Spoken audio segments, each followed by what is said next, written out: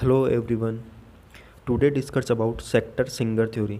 Basically sector और singer दो अलग अलग पर्सन हैं, ठीक है, जिनका नाम है स्टीनली सेक्टर, फर्स्ट वन स्टीनली सेक्टर और जीरोम सिंगर. तो ये दो पर्सन हैं जिन्होंने ये थ्योरी दी है इमोशन की. इस थ्योरी को टू फैक्टर थ्योरी भी बोलते हैं और मोस्टली ये एग्ज़ाम में पूछा भी जाता है कि to factor theory of emotion क्या होती है. तो ये सेकंड नेम है जिस जिस नेम से इसको पूछा जाता है एग्ज़ाम के अंदर, ठीक है. एक तो सेक्टर सिंगर थ्योरी पूछेगा इमोशन की and then two factor theory of emotion पूछेगा. देन अपन बात करते हैं, इसके टॉपिक पे आते हैं. तो ठीक है, this theory suggest that physiological arousal occur first. तो ये थ्योरी आपको सजेस्ट करती है कि जो आपका फिजियोलॉजिकल ओरोसोल था वो पहली बार अपीयर होता है, मतलब फर्स्ट टाइम जब अपीयर होता है फिजियोलॉजिकल ओरोसोल. फिजियोलॉजिकल ओरोसोल का मतलब यहाँ पे क्या हो गया, हार्ट रेट का बढ़ना हो गया, ठीक है, एंजाइटी अपीयर होना, स्वेटिंग होना, ठीक है, बेचैनी होना, मसल्स के अंदर टेंडेंसी अपीयर होना, ठीक है, मसल्स का कंपन होना, ये सारी चीज़ें आपकी अपीयर होती है. तो ये सब चीज़ फिजियोलॉजिकल ओरोसोल में आ गई. तो ये जब फर्स्ट टाइम अकर होती है तो फर्स्ट टाइम अकर होती है तो इसके अंदर रेगुलर आगे देखते हैं अपन. And then the individual must identify the reason for this arousal to experience. और उस पर्सन को पता रहता है कि इसका रीज़न क्या है, क्योंकि वो ओरोसोल को एक्सपीरियंस कर रहा है, ठीक है. उस ओरोसोल को एक्सपीरियंस कर रहा है ना, उस चीज़ों को एक्सपीरियंस कर रहा है, तब उसको पता रहता है, उसको आइडेंटिफाई रहता है इस रीज़न का, ठीक है. और वो लेबल इट कर देता है and label it as an emotion. और उसको लेबल इट कर देता है, मतलब कि जैसे अपनी दवाइयाँ आती है, मेडिसिन आती है, तो उसके ऊपर आपको कैसे पता चलता है कि ये दवाई का नाम ये है, क्योंकि उसके ऊपर लेबल लगा हुआ होता है, ठीक है. तो इन चीज़ों को वो लेबल इट कर देता है, ठीक है. जो सारी चीज़ें इमोशंस अपीयर और फिजियोलॉजिकल ओरोसोल आया, उसको वो क्या करेगा, लेबल कर देगा, लेबल करके एक इमोशन का नाम दे देगा. ये चीज़ इन्होंने बताई है. सिंपल वे में समझते हैं इसको कि साल्टर और सिंगर दो बंदे थे, इन्होंने दो फैक्टर दिए, इसीलिए इसका टू फैक्टर नाम रखा गया है. फर्स्ट वन है फिजियोलॉजिकल फैक्टर या फिजियोलॉजिकल ओरोसोल, ठीक है. और सेकंड वन है कोग्नेटिव लेबल, या फिर अपन बात कर सकते हैं लेबल. तो यहाँ पे लेबल का मतलब होता है नाम देना, ठीक है. और फिजियोलॉजिकल ओरोसोल और फिजियोलॉजिकल कंडीशन का आपको पता है, ठीक है. तो मैं बोलता हूँ यहाँ पे ये बोला गया है कि आपको फिजियोलॉजिकल ओरोसोल जब आता है तो उसको आपका पता रहता है, उस चीज़ का आपको पता रहता है, आइडेंटिफाई रहता है कि ये फिजियोलॉजिकल ओरोसोल क्यों आया है. अब इसको अपन ऐसे समझते हैं कि आपकी हार्ट रेट बढ़ी. अब आपने देखा सराउंडिंग एरिया में तो आपको पता चला कि वहाँ पे एक जानवर था, ठीक है, या वहाँ पे एक शेर था, इसलिए मेरी हार्ट रेट बढ़ी. और आपको ये पता है, ठीक है. तो ये पता होने के बाद में आप उसको लेबल देते हो, उसको नाम देते हो कि ये तो फियर के कारण हुआ है, ये डर के कारण हुआ है, तो डर वाला इमोशन बोल देते हो. और वहीं पे अगर मैं बोलूँ कि आपकी हार्ट रेट बढ़ती है और सामने एक कैंडिडेट दिखता है जिससे आप लव करते हो, तो आप लव करते हो, उसको देख के भी आपकी हार्ट रेट बढ़ रही है, वही फिजियोलॉजिकल ओरोसोल आ रहा है, लेकिन आप उसको लेबल देते हो कि लव वाला इमोशन है. तो यहाँ पे अलग अलग नाम हो गए ना, एक ही कंडीशन के, एक ही फिजियोलॉजिकल कंडीशन के. तो ये चीज़ समझाना चाह रहा है कि आप लेबल दे देते हो उस चीज़ को.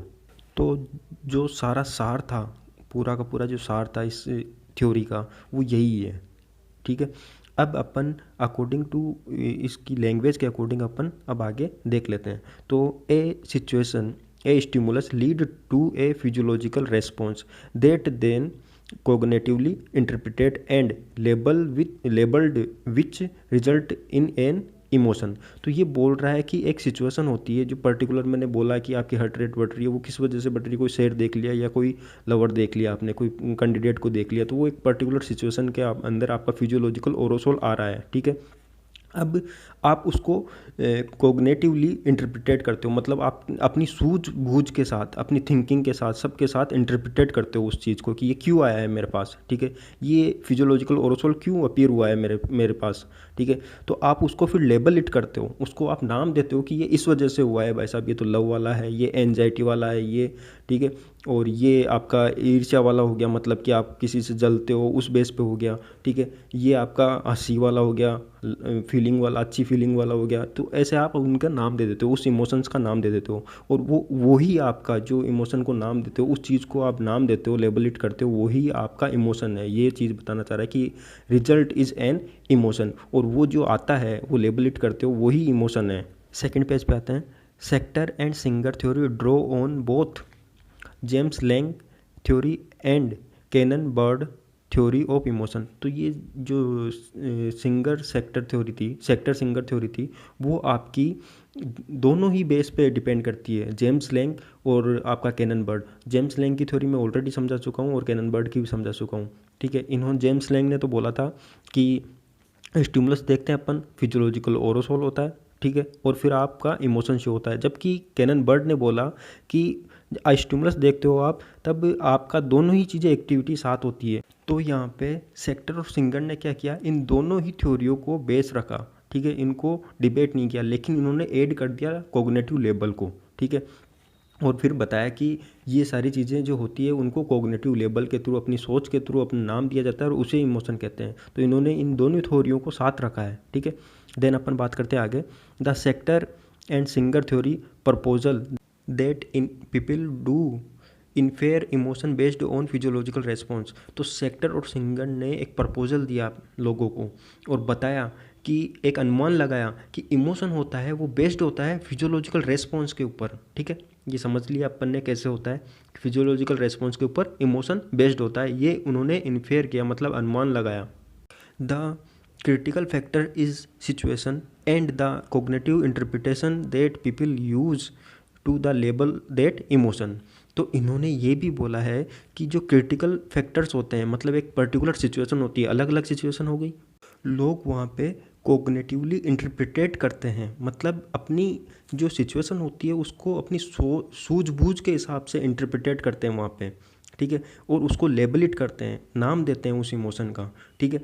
जैसे कि मैंने पहले बोला था कि शेर दिखता है तो डर वाला, लवर दिख गया तो लव वाला इमोशन, तो ऐसे ही अपन इंटरप्रिटेट करके उनको नाम देते हैं, ठीक है। देन अपन नेक्स्ट पेज की तरफ देखते हैं। Like the Cannon Bard theory, the Schachter Singer theory also suggest that similar physiological response can produce varying emotions, ठीक है। तो यहाँ पे ये बोला जा रहा है कि जो कैनन बर्ड ने जो बताया था वैसे कि वैसे ही सिंगर और सेक्टर ने भी बताया है कि सजेस्ट किया है कि जो फिजियोलॉजिकल रेस्पॉन्स आता है वो आपका प्रोड्यूस करता है घटते बढ़ते क्रम के अंदर इमोशंस को, ऐसे ही कैनन बर्ड ने भी बताया था, ठीक है। यहाँ पे वेरिंग का मतलब हो गया घटता बढ़ता क्रम, ठीक है। रेगुलर देखते हैं। फॉर एग्जाम्पल दिया है मैंने यहाँ पे, वैसे मैं ऑलरेडी एग्जाम्पल समझा चुका हूँ आपको, लेकिन लैंग्वेज के अकॉर्डिंग अपन देख लेते हैं। If you experience a raising heart beat, आपकी राइजिंग हार्ट बीट हो रही है, एंड स्वेटिंग पाम के अंदर स्वेटिंग है, during a interpreted the math exam, ठीक है। मैथ एग्ज़ाम चल रहा है आपका, मोस्ट इम्पोर्टेंट एग्ज़ाम चल रहा है मैथ का, ठीक है। और उस दौरान आपको फील होता है कि आपकी हार्ट रेट तेज़ है, स्वेटिंग हो रही है पाम के अंदर, सोल के अंदर, और भी कुछ एक्टिविटी हो रही है। टेन अपन बात करें, you will be probably identify the emotion as a anxiety, ठीक है। और आप आइडेंटिफाई करते हो, प्रोबेबली मतलब संभवतः, लगभग आप आइडेंटिफाई कर लेते हो कि ये इमोशन है एज ए एंजाइटी का है, ठीक है। क्योंकि मैथ का एग्जाम दे रहे हो, उस टाइम पे आपकी हार्ट रेट बढ़ रही है और कुछ एक्टिविटी हो रही है आपके साथ, इंडाइजेशन हो रहा है, ठीक है, पाम के अंदर स्वेटिंग हो रही है। तो ये सारी चीज़ें किस लिए अपीयर हो रही है, एंजाइटी के कारण अपीयर हो रही है, एग्जाम की एंजाइटी, वो क्रिएटिव सिचुएशन आएगी आपकी मैथ एग्जाम, ठीक है। और यहाँ पे आपका फिजियोलॉजिकल ओरोसोल, और आपने इमोशन आइडेंटिफाई कर दिया कि मेरे तो एंजाइटी इमोशन आ रहा है, ठीक है। और यही चीज़ अपन एक और दूसरे एग्जाम्पल पे देखते हैं इसी चीज़ को। If you experience the same physiological response, और आप इसी एक्सपीरियंस को, सेम फिजियोलॉजिकल रेस्पॉन्स को देखते हो कि वही हार्ट रेट बढ़ना, स्वेटिंग अपीयर होना, ये सारी चीज़ें आ रही है, और आप देखते हो कि on a date with a significant other you meet interpreted those response as love effect arousal, ठीक है।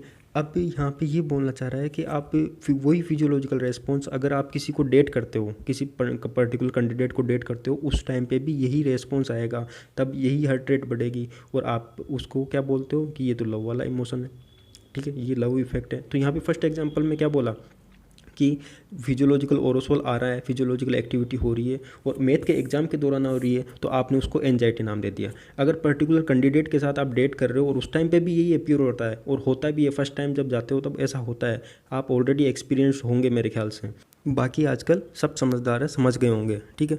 तो फर्स्ट टाइम जाते हो तब ये चीज़ होती है, तो उसको आप नाम देते हो लव वाला। तो यही चीज़ बताई जा रही है इस थ्योरी के अकॉर्डिंग, यही कंक्लूजन निकाला गया है कि आप अलग अलग सिचुएशन में हो, अलग अलग आपका फिजियोलॉजिकल रेस्पॉन्स एक ही आ रहा है, लेकिन सिचुएशन अलग अलग होती है, तो आप उसको नाम दे देते हो दूसरा, ठीक है। इमोशन उस टाइप से उस लेवल के कारण, उस सिचुएशन के कारण, आपके सराउंडिंग एरिया के कारण आइडेंटिफाई होता है कि ये इमोशन है। ये चीज़ यहाँ पे समझाई गई है इस थ्योरी के थ्रू, ठीक है।